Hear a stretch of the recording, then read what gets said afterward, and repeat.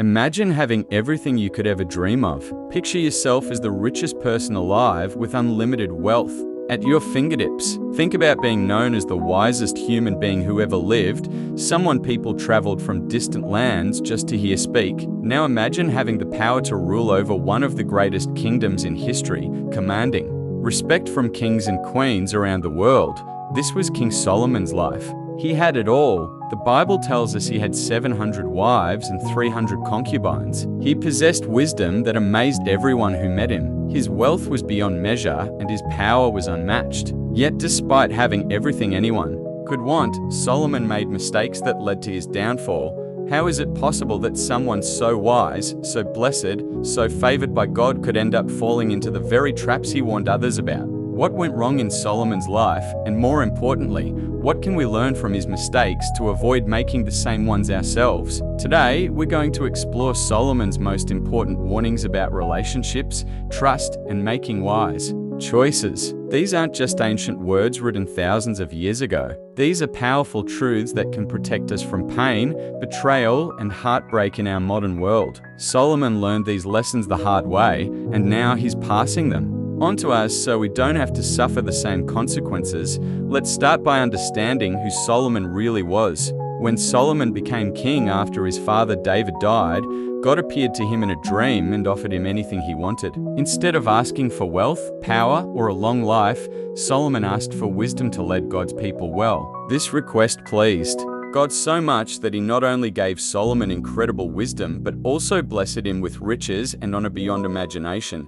For years, Solomon used his God-given wisdom to build the temple, establish just laws, and make Israel one of the most prosperous nations in the world. People came from everywhere to hear his wise sayings and see his magnificent kingdom. Everything he touched seemed to turn to gold, but somewhere along the way, Solomon stopped following his own advice. Despite knowing better, he began forming relationships with women who didn't share his faith in God. These relationships seemed harmless at first, maybe even beneficial for political reasons. But slowly, these women began influencing Solomon's heart and mind.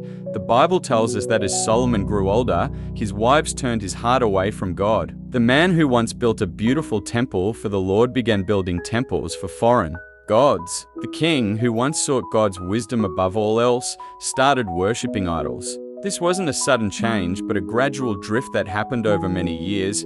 Solomon's fall teaches us something crucial. No one is too wise, too blessed, or too strong to be led astray. If it could happen to the wisest man who ever lived, it can happen to any of us. That's why his warnings are so important. He's telling us from personal experience what to watch out for and how to protect ourselves. Before we dive into Solomon's warnings, let's first understand what he valued in relationships. In Proverbs chapter 31, Solomon describes a woman of virtue, calling her more precious than rubies. This tells us a lot about what he learned to appreciate. A virtuous woman, according to Solomon, is someone who fears the Lord above everything else. She's hardworking, wise, kind, and faithful. She builds up her family and everyone around her. She doesn't just look good on the outside, but has a beautiful heart that reflects God's character. Solomon compared such a woman to precious jewels because she's rare and incredibly valuable. Just like you might search everywhere to find a perfect diamond, finding a person of true character and faith is not easy. But when you do find someone like this, you've discovered a treasure that will enrich your life in ways money never could. This description isn't just about women, though. The principles apply to anyone we choose to have close relationships with. Whether we're talking about friends, business partners, or romantic relationships, we should look for people who have good character, who love God, and who will encourage us to become better people ourselves. The problem is that not everyone we meet will be this kind of person. Some people may appear wonderful on the surface but have hidden motives or character flaws that could hurt us. That's where Solomon's warnings become so important. Solomon's first major warning is about people who use charm and flattery to manipulate others. In Proverbs chapter 7, he tells a story about a young man who lacks wisdom walking through the streets at night. This young man encounters a woman who uses smooth words and flattery to lure him into a trap. Solomon describes how this woman speaks with fair speech and uses flattering lips to convince the young man to follow her. She makes him feel special, desired, and important. Her words are like honey, sweet and appealing. But Solomon warns that her intentions are deadly. The young man in the story follows her like an ox going to slaughter. This is a powerful image. An ox being led to slaughter has no idea what's about to happen. It simply follows along, unaware that each step is bringing it closer to destruction. Solomon is saying that when we allow ourselves to be swayed by flattery and smooth talk without using wisdom, we're just as vulnerable as that ox. Now, this warning isn't just about romantic relationships. It applies to anyone who tries to manipulate us through charm and flattery. Maybe it's someone trying to get us involved in a questionable business deal. Perhaps it's a friend who always knows exactly what to say to get us to do what they want. It could even be someone online who seems too good to be true. The key lesson here is that we need to look beyond smooth words and charming behavior. Just because someone makes us feel good doesn't mean they're good for us. Just because someone tells us what we want to hear doesn't mean they're telling us the truth. Solomon learned this lesson the hard way. Despite all his wisdom, he was influenced by people who told him what he wanted to hear rather than what he needed to hear. They flattered him and made him feel justified in making decisions that went against God's will. How can we protect ourselves from this kind of manipulation? First, we need to pay attention to actions, not just words. Someone might say all the right things, but do their actions match their words? Second, we should seek advice from wise people who truly care about us and who fear God. Third, we need to pray for discernment to see through deception and recognize when someone is trying to manipulate us. Solomon's second warning is about unfaithful people. In Proverbs chapter 5, he uses the example of an unfaithful woman to teach about the dangers of trusting someone who cannot be loyal. Solomon describes how an unfaithful person's words might seem as sweet as honey and as smooth as oil. Everything they say sounds wonderful. They make promises that sound too good to be true. They may even seem loving and caring on the surface, but Solomon warns that the end result of trusting such a person is bitter as wormwood and sharp as a two-edged sword.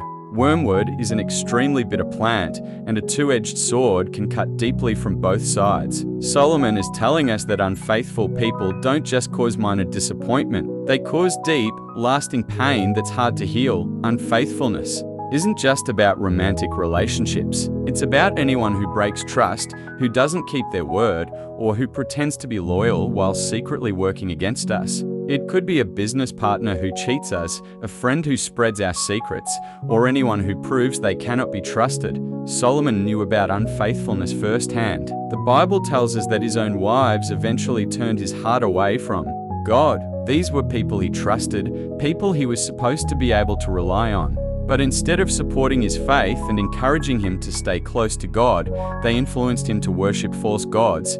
This teaches us something important about choosing our close relationships. We need to surround ourselves with people who share our values and who will encourage us to stay on the right path. If we allow unfaithful people to have influence in our lives, they can lead us away from everything we believe in. The pain of betrayal by someone we trusted goes much deeper than other kinds of hurt. When someone we relied on proves unfaithful, it doesn't just affect that one relationship. It can make us question our judgment and find it harder to trust anyone in the future. How can we avoid this trap? We need to observe people over time before giving them our complete trust. We should look for consistency between what they say and what they do. We need to see how they treat other people, especially when they think no one is watching. Most importantly, we should pray for wisdom to recognize who deserves our trust and who doesn't. Solomon's third warning is about contentious or argumentative people. These are individuals who seem to thrive on conflict and can't seem to have a peaceful conversation about anything. In Proverbs, Solomon makes a memorable comparison. He says it's better to live in a corner of a rooftop than in a large house with a quarrelsome person. Think about that image.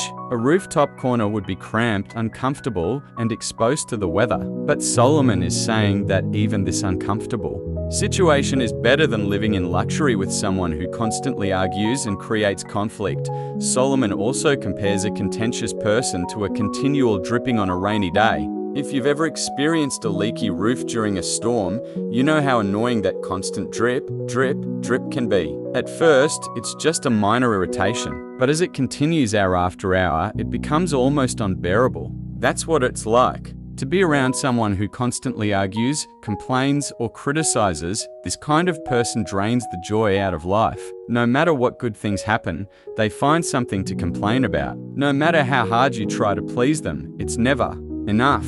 They turn every conversation into an argument and every difference of opinion into a battle. Living with or being close to such a person can wear down even the strongest individual. Over time, their constant negativity and conflict can erode our peace, our confidence, and our joy. They can make us doubt ourselves and question our decisions. They can turn our homes, workplaces, or friendships into battlegrounds instead of places of peace and support. Solomon understood this because he experienced it in his own life. Despite having hundreds of relationships, he learned that it's better to have a few peaceful, supportive relationships than many conflicted ones. This doesn't mean we should avoid all disagreement or never have different opinions. Healthy relationships involve honest communication, including working through disagreements. But there's a big difference between someone who occasionally disagrees with us and someone who seems to argue about everything. The key is to recognize the difference between healthy conflict resolution and destructive argumentativeness.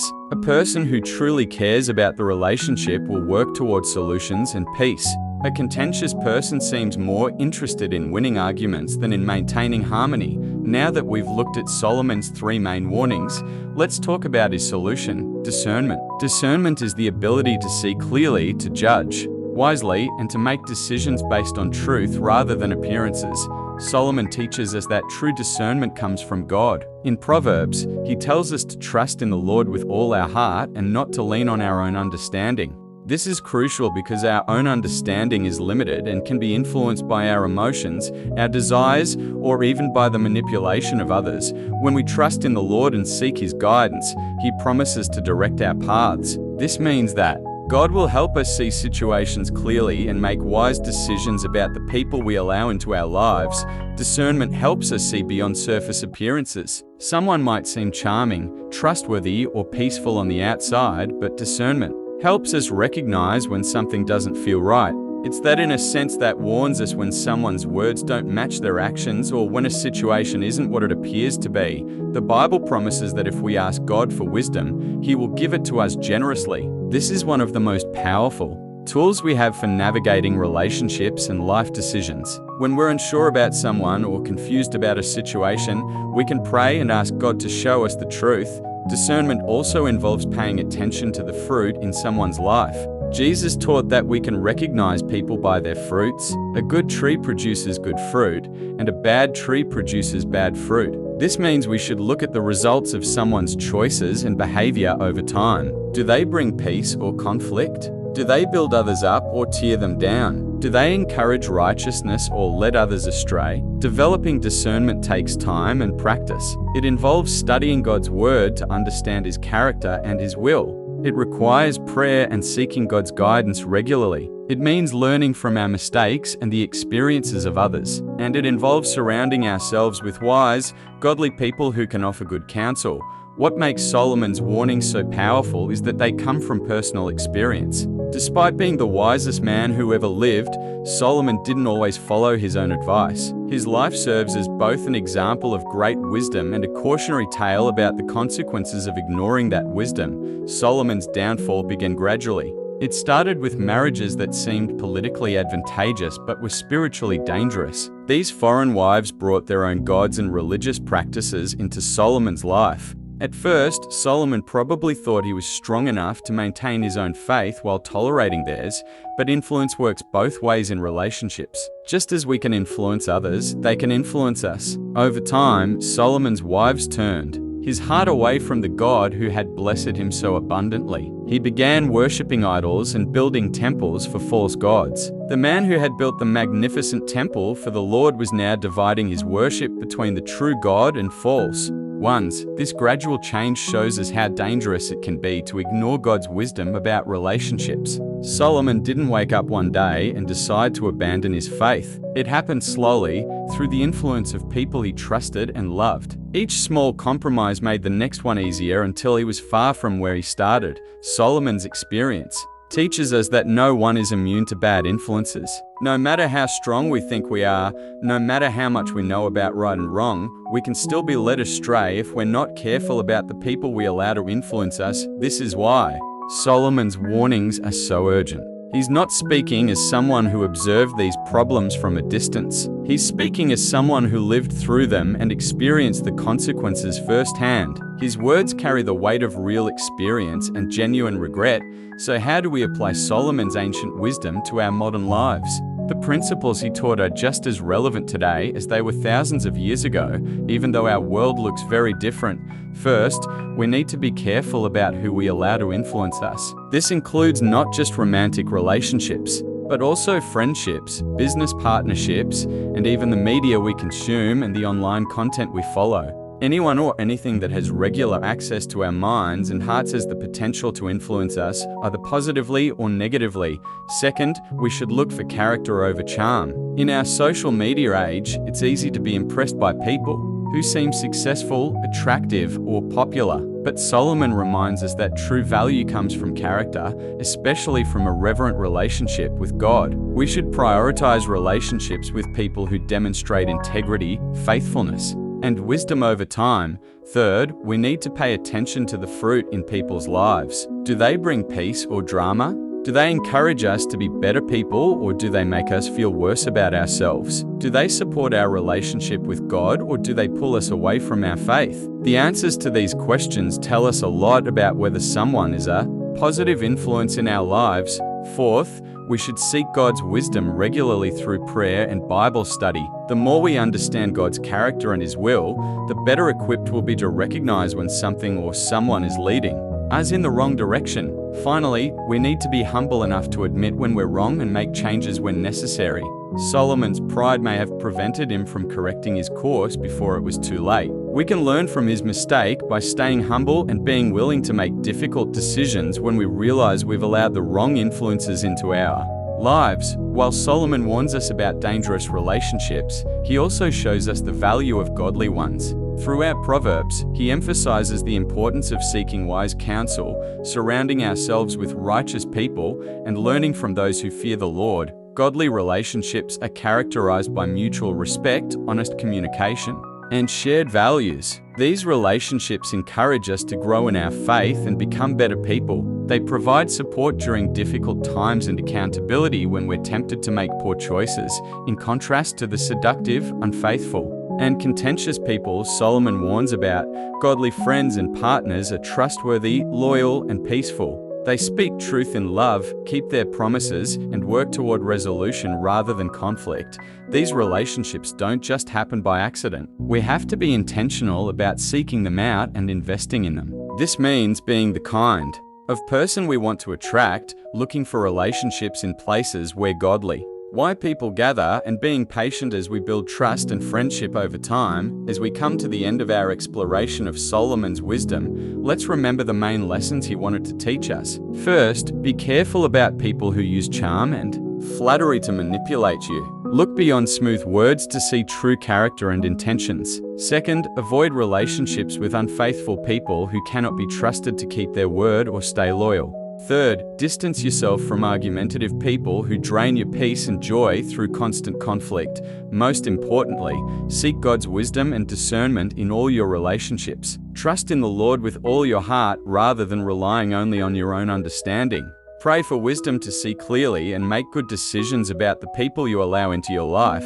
Solomon's warnings come from a place of love and concern. He experienced both the blessings of wisdom and the consequences of ignoring it. His life serves as both an inspiration and a warning, showing us what's possible when we follow God's guidance and what can happen when we don't. Remember that developing discernment and building healthy relationships takes time. Don't be discouraged if you've made mistakes in the past or if you find it challenging to apply these principles. God is patient with us as we learn and grow. What matters is that we start where we are and commit to making wiser choices. Going forward, the wisdom Solomon shared in Proverbs and Ecclesiastes has helped countless people for thousands of years. These aren't just nice sayings or interesting stories. They're practical guidelines for living a life that honors God and brings us true fulfillment and peace. If this message has spoken to your heart today, I encourage you to share it with others who might benefit from Solomon's timeless wisdom. Hit that like button if this content has been helpful to you,